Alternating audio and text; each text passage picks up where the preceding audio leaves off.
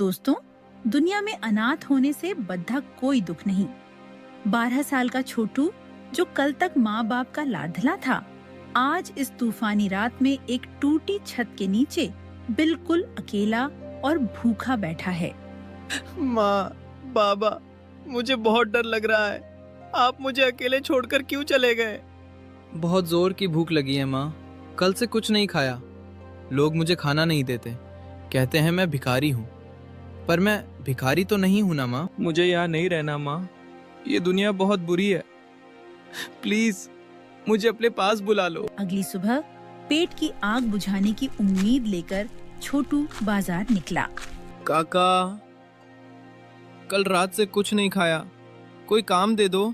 मैं झाड़ू लगा दूंगा, बर्तन धो दूंगा, बदले में बस एक बासी समोसा दे दीजिए।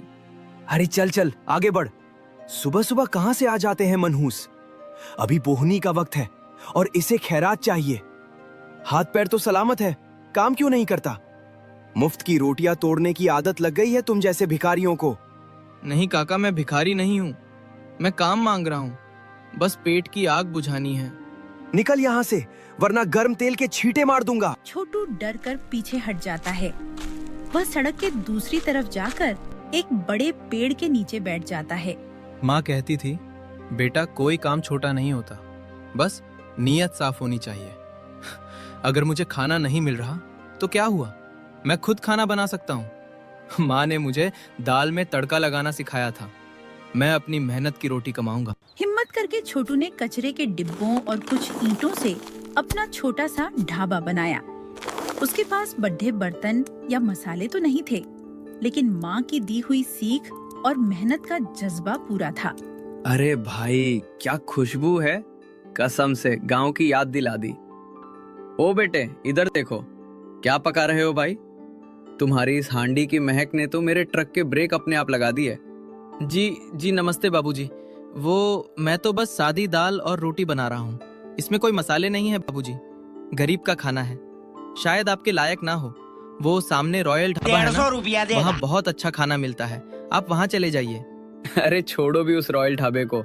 वहाँ खाना मिलता है, पेट भरता है, पर दिल नहीं भरता। वहाँ की प्लास्टिक जैसी रोटियों से मैं तंग आ चुका हूँ। मुझे तो बस तुम्हारे हाथ की ये सौंधी खुशबू वाली दाल खानी है। खिलाओगे ना? सच बाबूजी, आप मेरे हाथ का खाना खाएंगे? बैठिए ना बाबूजी, मैं अभी आपको एकदम गर्मा गर्म फुल्का सेक कर देता हूँ, बस 2 मिनट। राजेश मजे से खाना खाने लगता है, तभी सेठ गिरधारी वहाँ आ धमकता है। ए सलत छाप, ये क्या तमाशा लगा रखा है? सेठ जी, मैं तो बस पेट पालने के लिए। पेट पालने के लिए मेरी दुकान के सामने गंदगी फैलाएगा? ये जमीन मेरे बाप की नहीं है, पर ये इलाका मेरा है।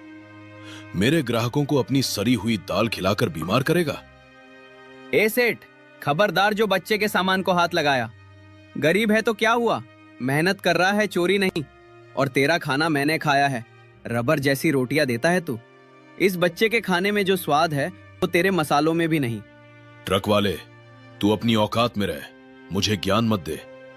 और सुनो 2 टके के हलवाई, आज तो तुझे छोड़ रहा हूं क्योंकि तू बच्चा है, लेकिन अगर कल सुबह तू या तेरा ये ईंट पत्थर यहां दिखा तो तेरी टांगे तोड़कर तेरे हाथ में दे दूंगा, समझ गया? भाग यहां से। सेठ की धमकी और सर्दी का सितम दोनों ने छोटू को डराने की कोशिश की, लेकिन छोटू जानता था कि अगर वो आज हार गया तो कल का सूरज नहीं देख पाएगा। उफ, आज तो हाथ भी काम नहीं कर रहे। माँ, देख रही हो ना, बहुत ठंड है। पापा मुझे अपनी जैकेट में छुपा लेते थे, आज कोई नहीं है मुझे छुपाने वाला। लेकिन माँ, मैं रोऊंगा नहीं, मैं मेहनत करूंगा। देखना, एक दिन मेरा भी बड़ा होटल होगा, बस आप ऊपर से आशीर्वाद देना। चूल्हा जलता है। आग की गर्मी से छोटू के चेहरे पर थोड़ी राहत आती है। वह फिर से रोटियां बेलना शुरू करता है। उस रात ठंड और भी ज्यादा बढ़ गई थी। छोटू ने दिन भर की मेहनत के बाद अपने लिए थोड़ी सी दाल और 2 रोटियां बचाकर रखी थी। वह खाने ही बैठने वाला था कि तभी अंधेरे में उसे कुछ परछाइयां दिखाई दीं। बेटा, ओ बेटा, क्या थोड़ा पानी मिलेगा? हम लोग बहुत दूर से पैदल आ रहे हैं। गांव अभी कोसों दूर है। मेरे बच्चे को बहुत जोर की भूख लगी है। पानी नहीं काका, खाना खाइए। आप लोग बैठिए, मैं अभी देता हूँ। बेटा, भगवान तेरा भला करे, पर पतीला तो खाली हो गया। तूने अपना हिस्सा भी हमें दे दिया। अब तू क्या खाएगा बेटा? तू भी तो भूखा होगा। अरे नहीं काकी, आप चिंता मत कीजिए। मेरे पास आज की कमाई के पैसे हैं। मैं कल सुबह दुकान खुलने पर कुछ खरीद कर खा लूंगा। मेरा पेट भरा है, बस आप लोग भूखे मत सोइए। बेटा, हमारे पास तुझे देने के लिए पैसे तो नहीं हैं, पर रास्ते में हमने ये कुछ सूखी लकड़ियां जमा की थी। रात बहुत ठंडी है बेटा, इन्हें जला लेना। ये तुझे ठंड से बचाएंगी। शुक्रिया काका, मुझे इसकी बहुत जरूरत थी। उस परिवार को विदा करने के बाद छोटू आग सेकने बैठा ही था कि एक लाचार और बेहद कमजोर बूढ़े बाबा लड़खड़ाते हुए वहां आए। बेटा, क्या थोड़ा सा खाना बचा है? 2 दिन से अन्न का एक दाना नहीं खाया। भूख के मारे अब तो खड़ा भी नहीं हुआ जा रहा। बस एक रोटी मिल जाए तो जान में जान आ जाए। माफ करना बाबा, आप थोड़ी देर पहले आते तो मैं आपको खाली हाथ नहीं जाने देता। अभी एक परिवार आया था, बच्चे रो रहे थे तो मैंने बचा हुआ सारा खाना उन्हें खिला दिया। अब तो पतीले में खुरचन भी नहीं बची है बाबा। मैं बहुत शर्मिंदा हूँ। हे राम, कोई बात नहीं बेटा, तेरी गलती नहीं है। शायद मेरी किस्मत में आज भी भूखा सोना ही लिखा है। सोचा था आज पेट भर जाएगा, पर शायद ऊपर वाले को मंजूर नहीं। चलता हूँ बेटा, खुश रहो। रुको बाबा, आप ऐसे मत जाइए। ये कुछ पैसे ले जाइए। ये क्या है बेटा? ये तो तेरी मेहनत की कमाई है। तू मुझे क्यों दे रहा है? बाबा, मेरे पास खाना तो नहीं है, पर ये आज की मेरी पूरी कमाई है। सामने वाली दुकान अभी खुली होगी, आप वहां से अपने लिए भरपेट खाना खरीद लीजिए। प्लीज मना मत करना। जुग जुग जियो मेरे बच्चे। जा, मेरी दुआ है जिस हाथ ने आज अपना सब कुछ दे दिया, वो हाथ जिंदगी में कभी किसी के आगे नहीं फैलेगा। अगली सुबह सूरज तो निकला, लेकिन छोटू के लिए अंधेरा ही लाया। उसके पास न तो चूल्हा जलाने के लिए राशन था और न ही राशन खरीदने के लिए एक भी पैसा। वह खाली बर्तनों के पास उदास बैठा था। तभी राजेश का ट्रक वहां आकर रुका। ओ छोटू उस्ताद, उठो भाई। आज मेरे ये 2 खास दोस्त आए हैं। इनके लिए एकदम कड़क तड़के वाली दाल और रोटियां लगाओ। बहुत तारीफ की है मैंने तुम्हारी। माफ करना बाबूजी, आज दुकान नहीं खुलेगी। मेरे पास बनाने के लिए कुछ नहीं है।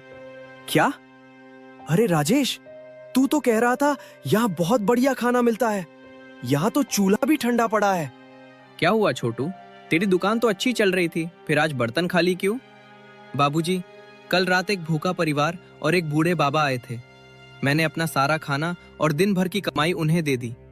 अब मेरे पास राशन खरीदने के लिए 1 रुपया भी नहीं है। यार, ये बच्चा तो हम सबसे अमीर निकला। अपनी खाली जेब करके दूसरों का पेट भरा। छोटू, ये भीख नहीं, एडवांस है। हम तीनों को बहुत जोरों की भूख लगी है। जा जल्दी से सामने वाली दुकान से सामान ला और खाना बना। पर बाबूजी। अरे जा भाई, अब भूखा मारेगा क्या? छोटू खुश होकर दौड़ता है और राशन लेकर आता है। थोड़ी देर बाद गर्मा गर्म खाना तैयार होता है। वाह, राजेश सही कह रहा था। भाई, ऐसा स्वाद तो घर के खाने में भी नहीं मिलता। छोटू, तू तो जादूगर है। मजा आ गया भाई। अब से हमारा ट्रक जब भी यहाँ से गुजरेगा, खाना यही खाएंगे। तूने दिल खुश कर दिया। देखा दोस्तों, यहाँ के खाने में सिर्फ मसाले नहीं, इस बच्चे की सच्चाई भी मिली है। राजेश और उसके दोस्तों के जाने के बाद उनकी बातें जंगल में आग की तरह फैल गईं। जिसे भी पता चलता कि उस छोटे से बच्चे के हाथों में जादू है, वो दौड़ा चला आता। देखते ही देखते छोटू के छोटे से ठेले के आगे ग्राहकों की लाइन लग गई। रात गहरी हो गई थी। दिन भर की मेहनत के बाद छोटू उसी पेड्डियज के नीचे अपनी पतली चादर ओढ़कर गहरी नींद में सो रहा था। लेकिन सड़क के उस पार सेठ गिरधारी की आंखों में नींद नहीं थी। जलन की आग ने उसे अंधा कर दिया था। सो ले बेटा, जी भर के सो ले। ये तेरी सुकून की आखिरी रात है। तुझे बड़ा शौक है ना लोगों को सस्ता और अच्छा खिलाने का। मेरी दुकान बंद करवाएगा तू? ले, आज मैं तेरे इस आटे में ऐसा कड़वा मसाला मिलाऊंगा कि कल सुबह जो भी इसे खाएगा वो थूकते हुए तुझे गालियां देगा। लोग तुझे मारेंगे और तेरी दुकान को आग लगा देंगे। गिरधारी पुड़िया का सारा पाउडर आटे में मिला देता है और ढक्कन बंद कर देता है। कल सुबह तेरा स्वाद और तेरी किस्मत दोनों मिट्टी में मिल जाएंगे। अलविदा छोटू ढाबे वाला। अगली सुबह छोटू बड़े उत्साह के साथ उठा। उसे जरा भी अंदाजा नहीं था कि जिस आटे से वो रोटियां बना रहा है उसमें गिरधारी ने नफरत का जर मिला दिया है। दुकान खुलते ही ग्राहकों की भीड़ लग गई। लीजिए भैया, एकदम ताजा और करारी रोटी है। थू, अरे ये क्या खिला दिया? छोटू, तूने इसमें क्या मिलाया है? कड़वा जहर है ये तो। अरे बाप रे, मेरे पेट में मरोड़ उठ रही है। लगता है इसने सड़ा हुआ आटा इस्तेमाल किया है। पैसे कमाने के लालच में हमें जहर खिला रहा। नहीं भैया, कसम से मैंने कुछ नहीं मिलाया। मैं तो वही आटा लाया था। विश्वास कीजिए, मैं आपको धोखा क्यों दूंगा।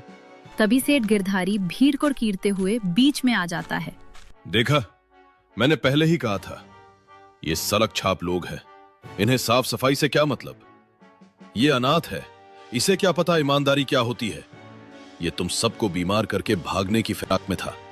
मारो इसे, पकड़ो इसे। नहीं सेठ जी, ऐसा मत कहिए, मैंने कुछ नहीं किया। सेठ, गिरधारी तो अपना काला काम करके चला गया, लेकिन छोटू को इसकी भनक तक नहीं थी। रात गहरी होती गई और ठंड जानलेवा हो गई। छोटू ठंड से बुरी तरह कांपते हुए नींद से जाग गया। आज तो ठंड बर्दाश्त नहीं हो रही। जलाने के लिए एक लकड़ी भी नहीं बची। सारी लकड़ियां तो खत्म हो गई। अब क्या करूं? और ये भूख, ऐसा लग रहा है पेट में आग लगी है। कल से एक दाना नहीं खाया। बस एक रोटी बना लेता हूं, कम से कम पेट की आग तो बुझेगी, थोड़ी गर्मी भी मिल जाएगी। रोटी का पहला टुकड़ा खाते ही अजीब कड़वा स्वाद है, पर भूख के आगे सब स्वाद फीका है। छोटू पूरी रोटी खा लेता है, लेकिन खाते ही कुछ सेकंड बाद उसे चक्कर आने लगते हैं। ये मेरे पेट में क्या हो रहा है? सब कुछ घूम क्यों रहा है? माँ, मुझे बहुत अजीब लग रहा है। माँ। छोटू बेहोश पड़ा है, आग बुझ चुकी है। अब वहाँ सिर्फ अंधेरा, ठंड और सन्नाटा है।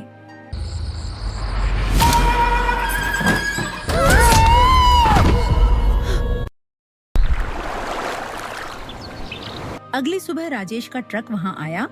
ओ छोटू, उठ जा भाई, सवेरा हो गया।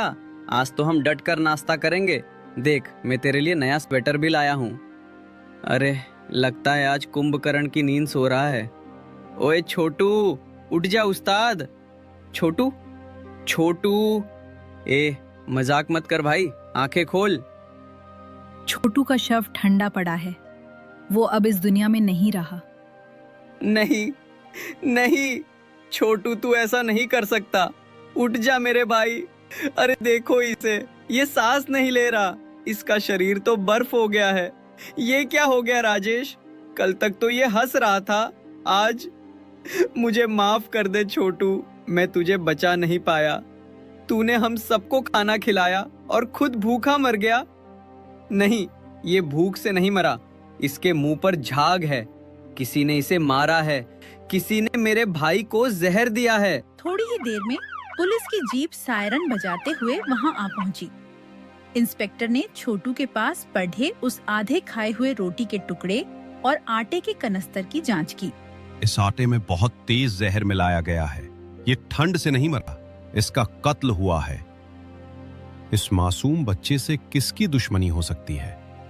सिर्फ एक ही आदमी है साहब, जिसे छोटू से नफरत थी। वो सामने वाला सेठ गिरधारी। जब से छोटू की दुकान चलने लगी थी, वो जल भुन गया था। उसने ही मेरे भाई को मारा है। झूठ, ये सब झूठ है साहब। मैं तो अपनी दुकान पर था।